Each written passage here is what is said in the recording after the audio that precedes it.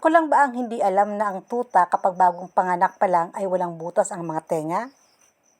Ang alam ko lang kasi, ang mata lang ang hindi pa nakabukas pagkapanganak sa kanila.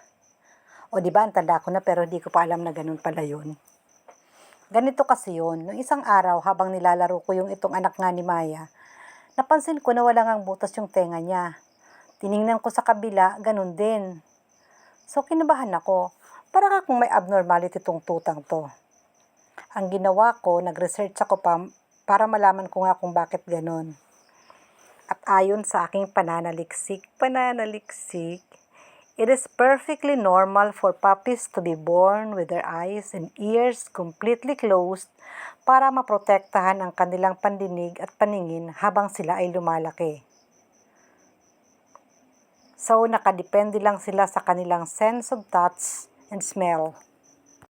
Huwag daw piliting ibuka ang mga mata dahil kusa naman itong magbubukas sa tamang panahon. Ganito pala ang stages ng development ng kanilang senses. Days 1 to 10, ang mga eyelids at ear canals ay sarado pa. Days 10 to 16, magsisimula ng bumukas ang mga eyelids. Kapag 2 to 3 weeks na, mag-o-open na ang ear canals.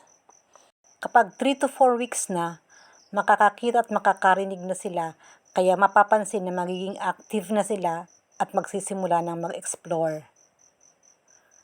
Ang pagdidila ng mother dog sa kanyang tuta ay paraan para linisan nila at ma-stimulate para unti-unting bumuka ang mga eyelids at ear canals sa tamang panahon.